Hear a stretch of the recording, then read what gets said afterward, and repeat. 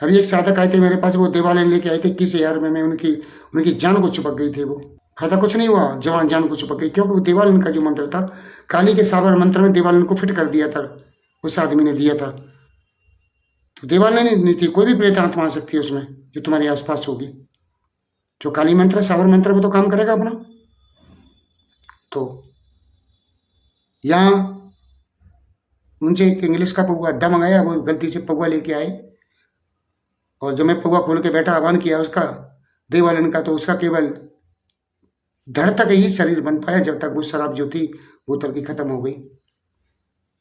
क्योंकि साधु को इन सबके शरीर जो हैं एक ईथर से बने होते हैं।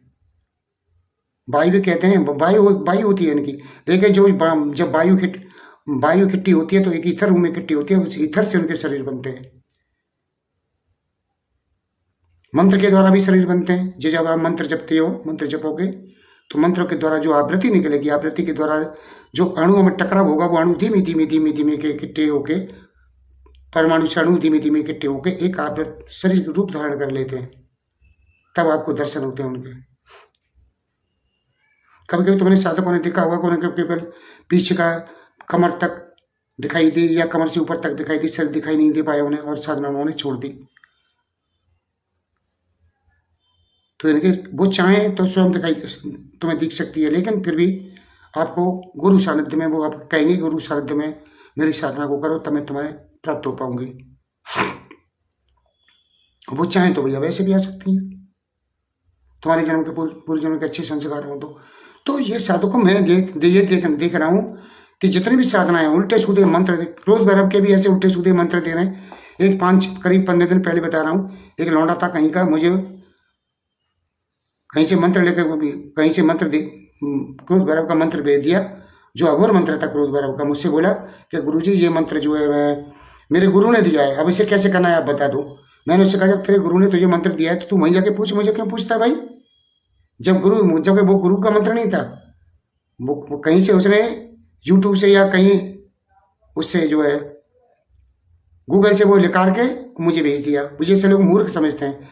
जब मैंने ये बात कह दी तो वो मुझे गालियां दे रहा था रामपुरुष पे, इस चैनल पे भी, और गुरु साधना केंद्र चैनल पे भी गालियां दे रहा था।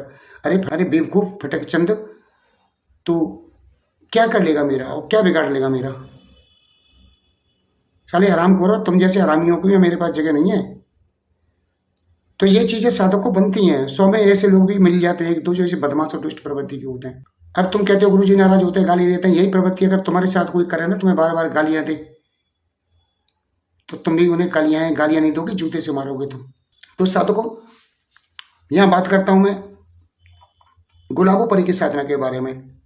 समय कम है इसलिए मैं तुम्हें बता रहा हूं। मैं इस वीडियो के माध्यम से तुम्हें गुलाबोपरी के बारे में पूर्ण विधि बताने जा रहा हूं। गुलाबोपरी की साधना होती कैसे है। गुलाबोपरी की साधना शुक्ल पक्ष के किसी रोहिणी नक्षत्र में, जो प्रत्येक मास में केवल एक बार आता है। अब वो चाहे कृष्ण पक्ष में आए चाहे शुक्ल पक्ष में, जैसे शुक्ल पक्ष में अधिक पड़ता है। ये शुक्र शनिचर इतवार ऐसा कुछ नहीं है। और ये साबर मंत्र की ही साधना है। साधकों, हिंदू साधना है, साबर मंत्र की साधना है। और ये जो है शुक्ल जो रोहिणी नक्षत्र जो पड़ता है, प्रत्येक मास में आता है, उसमें इसे करना पड़ता है। किसी एकांत स्थान पर एक पुराना गुलाब के पौधे को पहले से ही तलाश कर रखें आप। जैसे कहीं एकांत स्थान हो, वहां पर एक गुलाब का पौधा तलाशें, जो पुराना गुलाब का पौधा हो जिस पर फूल लगे हों। लोगों के घर में लगे हैं, बहुत से गुलाब लगे हैं। और अगर ऐसा नहीं है तो तुम पुराना पेड़ कोई लेके आओ, जो गुलाब का घर लगा हो, तुम्हारे में गमले में लगा हो। उस पेड़ को इधर उधर नहीं करना है, एक जगह स्थिर करना है। तो फिर इसे आप तुम कमरे में कर सकते हो। तुम्हारे घर में गुलाब लगा है तो तुम वहां कर सकते हो। पेड़ को इधर से उधर नहीं करना है, यथास्थिति में रखना है। ठीक। तो आपको क्या करना है कि रोहिणी नक्षत्र में गुलाब के पौधे के पास जाकर उस पौधे में एक लाल रंग का धागा यानी कलावा बांधे, और धागा आपको तने में बांधना है संध्या के समय। जैसे सूर्य अस्त होता है उस समय बांधना है, रात नहीं होनी चाहिए। साधकों, साधना में छोटी छोटी त्रुटि हमें बिगाड़ देती है। छोटी छोटी साधना एक वैज्ञानिक पद्धति होती है साधकों, और वैज्ञानिक पद्धति में थोड़ी सी भी त्रुटि हो जाए, तुम कोई भी काम कर रहे हो, कोई बना रहे हो, वैज्ञानिक को तो तुम्हारा आविष्कार पूरा नहीं होगा। इसी तरह लेकिन इस साधक यहाँ हजारों त्रुटियां करने के बाद भी सिर पे ठीक रहा, गुरु जी की तोड़ते हैं।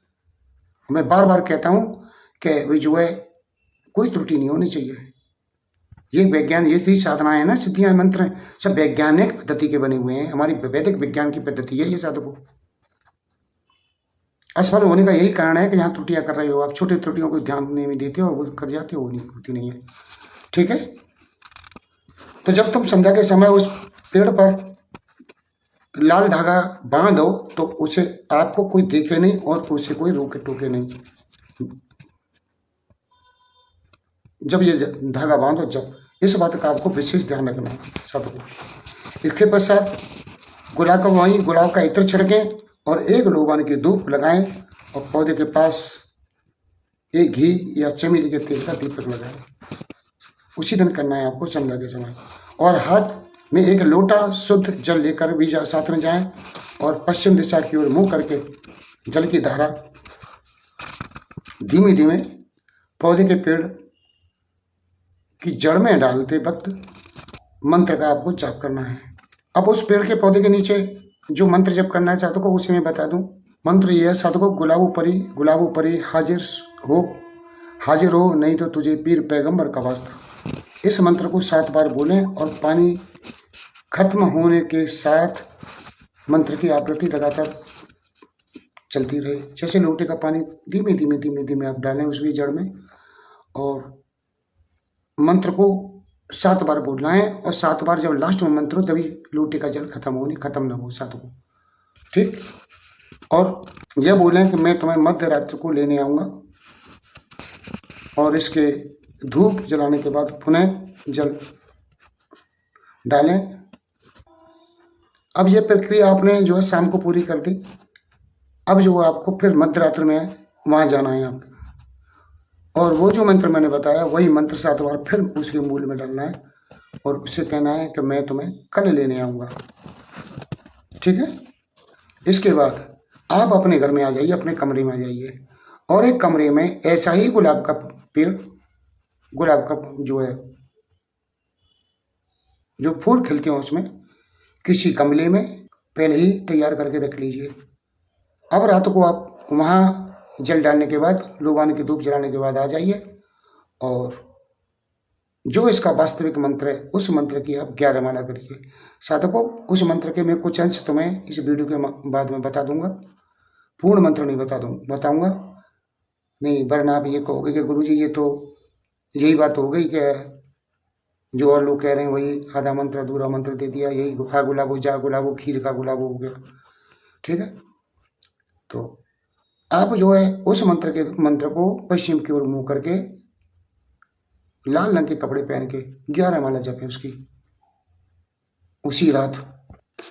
अब आप दूसरे दिन जाएं वहाँ, और दूसरे दिन भी हाथ में जल लेके जाएं और मिठाई साथ ले जाएं, बर्फी, और बर्फी उसके मूल में रख दें, और आप जो है उसी मंत्र का फिर जप करें वहाँ, जो मैंने तुम्हें पहले बताया था उसी मंत्र का जप करें। और मंत्र का जप पूर्ण होते होते जल समाप्त हो जाना चाहिए। ठीक है, ये तुम्हें दूसरे दिन भी करना है। तो और जल वहाँ डालने के बाद में फिर आप जो है उसी गमले पे आ जाएं जहाँ तुमने गमला रखा है, और गमले के पास में बैठ के मिठाई रखें और उसमें उसी मंत्र के द्वारा जल डालें। और जल डालने के बाद मूल मंत्र की 11 माला का आप बैठ के हकीक की 108 दाने की माला हो उसका जो है आप उससे जप करें। इसके बाद फिर तीसरा दिन आता है, तीसरे दिन भी यही प्रक्रिया करें आप। अब जब तीसरे दिन आप प्रक्रिया करेंगे तो आपको परी हो सकता है वहीं बैठी मिल जाए, और अगर आपको परी वहाँ बैठी नहीं मिलती है तो आप अपने कमरे में आके वही प्रक्रिया जहाँ तुम्हारे घर में जो जल रखा है वो सॉरी जो गुलाब का पेड़ रखा है, फूल जो फूल लगे हों उस पर प्रक्रिया करें और 11 बार मंत्र जपें साधकों। तो आप 11 बार मंत्र जब पूर्ण नहीं होंगे, जब तक परी आपके सामने आके खड़ी हो जाएगी। आपको डरना नहीं है परी से। आप परी कहेगी मुझे क्यों बुलाया, तो आप उससे वचन ले सकते हो। और जो भी रिश्ता हुआ आपका साधकों, ये माँ का रिश्ता नहीं मानती है, मित्र का, बहन का, प्रेमिका का या पत्नी का, ये रिश्ते मानेगी। आप जो है उचित मन से अपने ब्रह्मचर्य का पालन करते हुए जो रिश्ता आपको अच्छा लगे वो आप उससे काम कर सकते हो। और आप जो है आपकी साधना पूर्ण हुई 3 दिन में, और ये परी जीवन भर आपके साथ रहेगी। आप लेने वचन के मैं साथ रहूं जब तक आपको मेरे साथ रहना है। साधकों, जल सर्व रात्र में ही डालना है और प्रथम दिन पूजन करें, और प्रथम दिन पहले ही दिन ही आपको ये धागा बांधना है, और वृक्ष का संध्या समय ही पूजन करें, पर उसी जल से। इस प्रकार ये आपको 3 दिन में सिद्ध होने वाली है। अब मैं आपको मंत्र बता दूं, मंत्र मुझे पढ़ के बताना पड़ेगा आपको।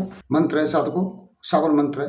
परी परी महापरी बसे पर्वत पहाड़, मोर बुलाए मोर गुरु के बुलाए, ये डॉट डॉट डॉट। साधकों, पीछे चंडी साहेब सतनाम के, जो बीच में मैंने मंत्र को रोक दिया है क्योंकि मंत्र गुप्त नहीं होते हैं। तो ये साधकों, ये है गुलाबो परी की साधना जो मैंने आपको बताई, और यही इसकी सच्ची विधि है। इस विधि से करोगे तो आपको 100% सफलता मिल जाएगी। और साधकों, परियों की बात ऐसी है कि ये क्या देती हैं, ये तो सब कुछ देती हैं, तुम खुद जानते हो। यहाँ मुझे लिखने की कहने की जरूरत नहीं है। जिसको परी सिद्ध हो जाए साधकों, मुझे समझो कि वो तो एक राजा की स्थिति में जीता है। वो धन दौलत यश वैभव उसके पास सब कुछ आ जाता है। ये सारी बातें परियां उसको बताती रहती हैं, जिसके द्वारा सारे काम उसके चलते रहते हैं। और ये परी शुद्ध होने के बाद साधकों को भगवान श्री कृष्ण की उपासना करें, जिससे उसकी मुक्ति मोक्ष हो जाएगा, क्योंकि ये परी से मुक्ति मोक्ष उसका नहीं होगा। तो साधकों, ये मैंने साधना शॉर्ट में बता दिया आपको।